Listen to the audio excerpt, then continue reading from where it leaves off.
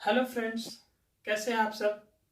Covid के इस घड़ी में उम्मीद है कि आप लोग घर पे सब सुरक्षित होंगे। आप सभी का स्वागत है मेरे नए यूट्यूब चैनल में जिसका नाम है इंपीरियल साइंस।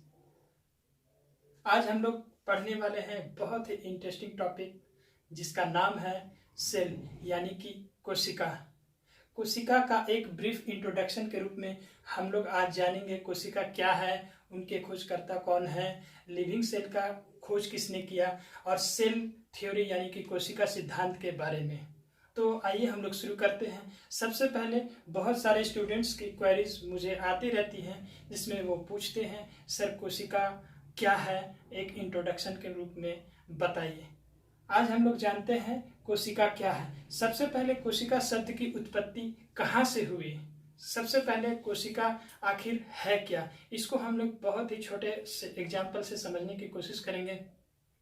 सपोज मुझे एक घर बनानी है, तो घर बनाने के लिए मुझे ज़रूरत है एक छोटे से मिट्टी के कण का। छोटे से मिट्टी के बहुत सारे कण मिलने से मिट्टी बनता है। उस मिट्टी को गीला किया जाता है, फिर उस मिट्टी को पकाया जाता है और ईंट बनाया जाता है। एक ईंट जोड़ करके दीवार, एक बहुत सारे ईंटों को जोड़ करके दीवार और बहुत सारे दीवारों को जोड़ करके रूम बनाया जाता है। उसको एक रूम छत दे करके एक रूम बनाया जाता है और इस प्रकार इस एक घर में बहुत सारे रूम बनते हैं। किचन रूम हो गया, बाथरूम हो गया, पूजा घर हो गया, डाइनिंग हॉल हो गया इत्यादि। इस प्रकार एक बड़े से घर में बहुत सारे रूम बने जिसके बहुत सारे कमरे अलग अलग हैं और उन कमरों का कार्य भी अलग अलग होता है। हम लोग इससे भली भांति परिचित हैं। आइए हम लोग समझते हैं सजीव शरीर में उसी प्रकार ये सजीव शरीर बहुत ही छोटे इकाई से बना हुआ है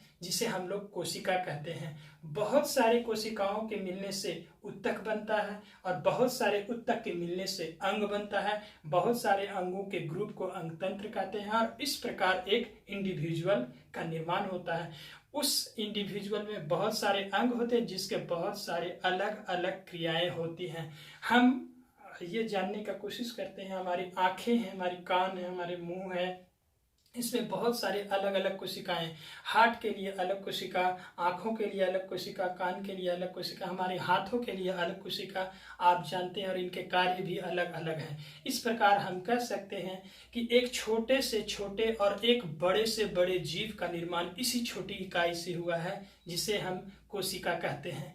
कोशिका शब्द की उत्पत्ति आइए हम लोग जानने का प्रयास करते हैं। सबसे पहले हम ये जानते हैं कि रॉबर्ट हुक नाम का वैज्ञानिक इनके फाउंडर हैं, कोशिका शब्द के फाउंडर हैं। सबसे पहले उन्होंने यह स्टडी किया था पेड़ की छाल पर और उन्होंने बताने का प्रयास किया था कि पेड़ की छाल पर जो उन्होंने स्टडी किया था, उन्होंने अपने माइक्रोस्कोप से पाया कि पेड़ की छाल में एक मधुमक्खी की छत्ते की जैसा कुछ आकृति है, जिन्होंने सबसे पहले उन्होंने सेल नाम दिया। सबसे पहले उन्होंने सेल नाम दिया। सेल का लिटरल मीनिंग होता है कॉलम या रूम, जिसे हम लोग बहुत सारे देहाती भाषा, ठेठ भाषा में हम लोग कह सकते हैं इसे हम लोग खांच कहते हैं। इसे हम लोग क्या कहते हैं? खांच कहते हैं। उसके बाद आते हैं Antony von Leeuwenhoek. Antony von Leeuwenhoek ये ऐसे वैज्ञानिक हैं जिन्होंने 1674 में ये बताने का प्रयास किया, एक अलगी, एक शैवाल पर स्टडी करके उन्होंने लिविंग सेल के बारे में सबसे पहले खोज करके बताया।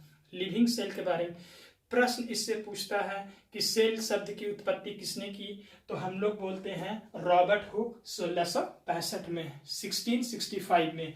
जीवित कोशिका का सबसे पहले उत्पत्ति या सबसे पहले इसकी जानकारी किसने दी, तो एंटोनी वॉन लीवेनहॉक 1674।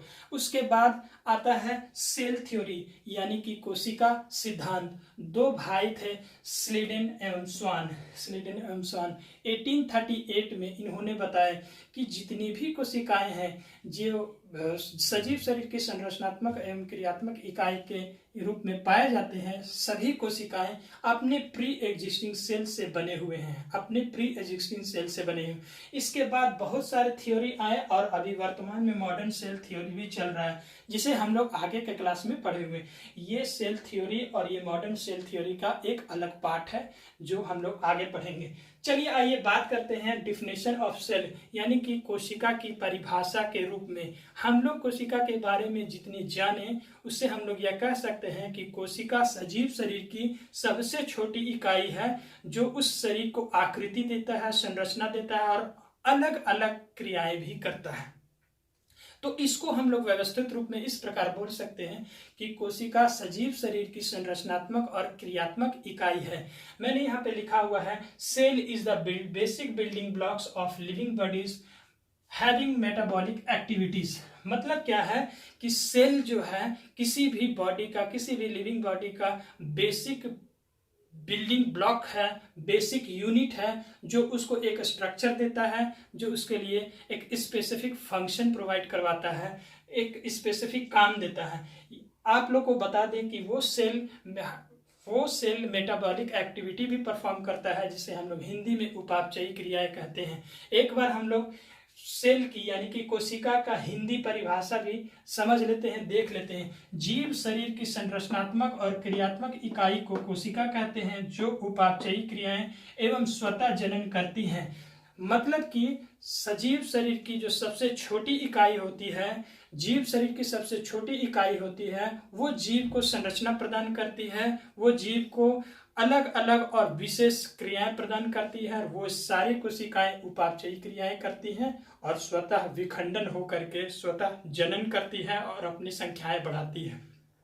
इस प्रकार हम देखते हैं कि कोशिका के एक बहुत छोटे से डिस्क्रिप्शन में हम लोग जाने उसके फाउंडर क्या हैं, उनके लिविंग सेल के फाउंडर कौन है, सेल थ्योरी है, उनका डिफिनेशन के बारे में, और जो बोर्ड में लिखा है एक छोटा सा आप लोग स्क्रीनशॉट ले लीजिए।